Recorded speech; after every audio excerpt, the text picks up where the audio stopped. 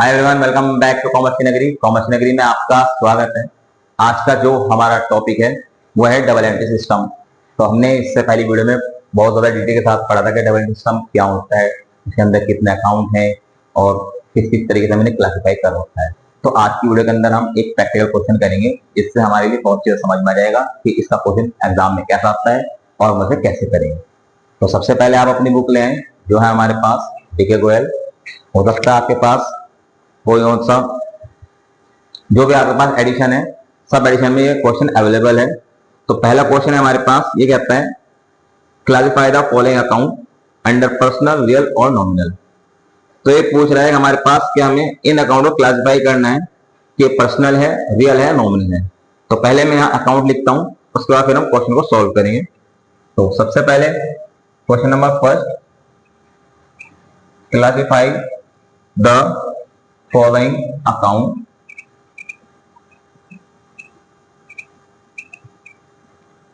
under personal, real and nominal account। तो पहला है हमारे पास कमीशन पेड,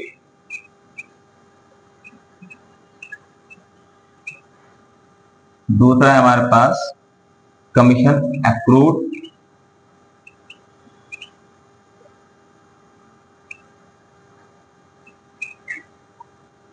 तीसरा है हमारे पास लीज होल्ड प्रॉपर्टी,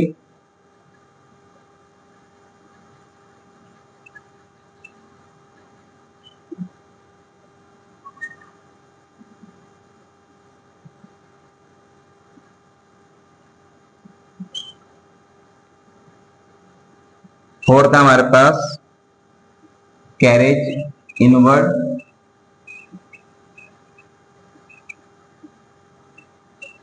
फिफ्थ है हमारे पास ड्राइंग्स, सिक्स्थ है हमारे पास डेटर, सेवेंथ है हमारे पास कमीशन रिसीव, एट्थ है हमारे पास प्रीपेड सैलरी,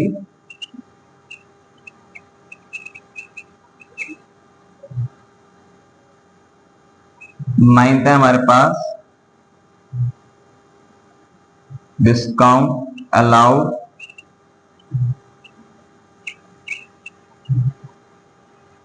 टेंथ है हमारे पास life insurance corporation of India,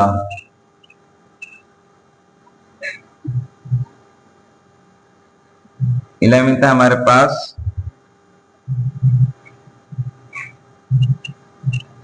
rent received in advance,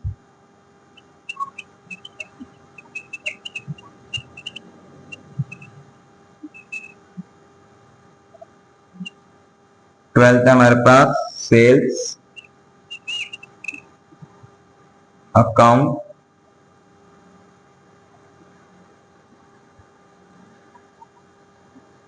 thirteen है हमारे पास बैंक ओवरड्राफ्ट एंड फोर्टीन है हमारे पास रेंट पेड इन एडवांस। अभी हमारे पास 14 अकाउंट है यहाँ पे, तो हम देखते हैं। सबसे पहले मैं आपको इनका नेचर भी बताऊंगा, पहले इसका नेचर लिखूंगा, फिर इन्हें क्लासिफाई करेंगे ध्यान से।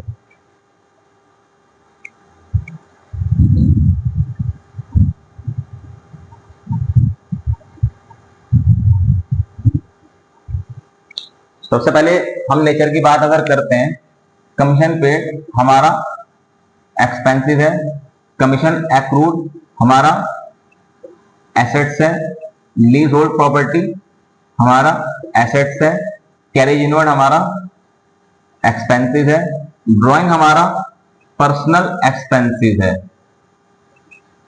डेटर हमारा एसेट्स है, कमीशन रिसीव हमारी इनकम है, प्रीपेड सैलरी हमारी एसेट्स है, डिस्काउंट अलाउड हमारा एक्सपेंसिव है, life insurance corporation of India हमारी एक कंपनी है, रेंट रिसीव इन एडवांस हमारी लायबिलिटी है। ठीक है, आपने कोई भी इनकम एडवांस में रिसीव करी हो, लायबिलिटी कहलाती है। सेल्स अकाउंट हमारी इनकम है, बैंक ओवरड्राफ्ट हमारी लायबिलिटी है, और रेंट पेड इन एडवांस हमने रेंट एडवांस पेड कर दिया तो हमारा एसेट्स है। अभी ध्यान से देखते हैं तो हमने इसका नेचर बताया, आपको इसका नेचर ही पता होना चाहिए कोई चीज है क्या। लेकिन अब हम इन्हें क्लासिफाई करेंगे under personal, real and nominal में।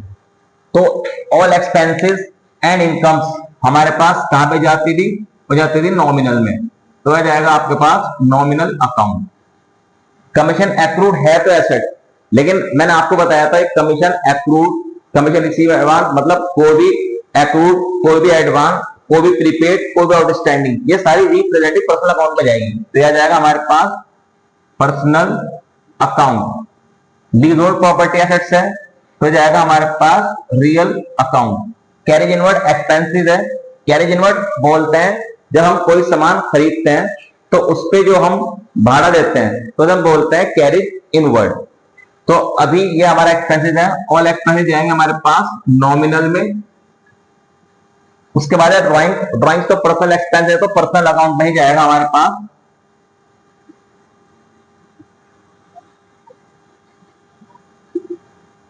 डेटर है एसेट्स, लेकिन मैंने आपको बताया दो एसेट्स ऐसे हैं हमारे पास, डेटर एंड बैंक, ये हमारे पास पर्सनल अकाउंट के अंदर जाते हैं। तो आ जाएगा हमारे पास ये personal account. Commission receive income है तो हमारे पास जाएगा नॉमिनल में। प्रीपेड सैलरी ये एसेट्स है, लेकिन मैंने आपको बताया था कोई भी चीज प्रीपेड हो, आउटस्टैंडिंग हो, एक्रूड हो या अनएक्रूड हो, ये सारे रिप्रेजेंटेटिव पर्सनल अकाउंट के पार्ट हैं। तो ये हमारे पास जाएगा पर्सनल अकाउंट में। डिस्काउंट अलाउड एक्सपेंसिव है तो ये जाएगा हमारे पास नॉमिनल में।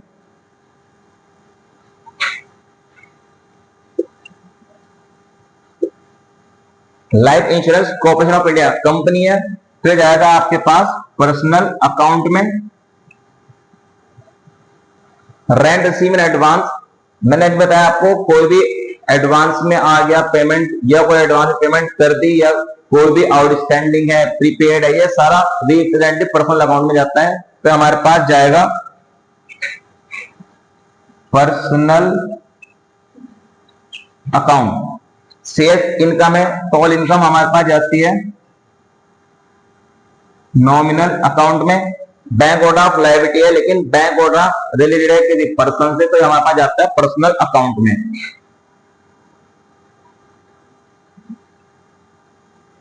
And last rent paid in advance, rent advance में पेड कर दिया, रेंट एडवांस में रिसीव हुआ या रेंट एडवांस में पेड कर दिया। रेंट रिसीव एडवांस में हुआ तो लायबिलिटी है, रेंट पेड एडवांस में कर दिया तो एसेट्स है, प्रीपेड है, तो ये भी हमारे पास किसमें जाएगा? पर्सनल अकाउंट में जाएगा।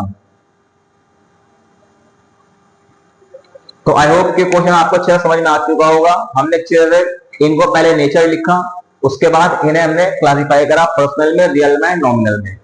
तो इसके साथ ही हमारा एक क्वेश्चन कंप्लीट है और हमारा चैप्टर भी कंप्लीट हो चुका है, जिसका नाम है डबल एंट्री सिस्टम।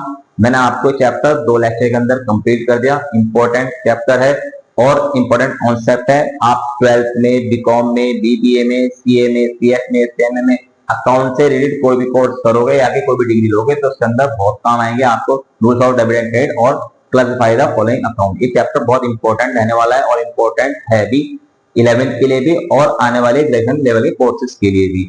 तो अब मिलते हैं हम जल्दी न्यू वीडियो के साथ, न्यू कॉन्सेप्ट के साथ, न्यू चैप्टर के साथ। Thanks for watching my video. Have a nice day.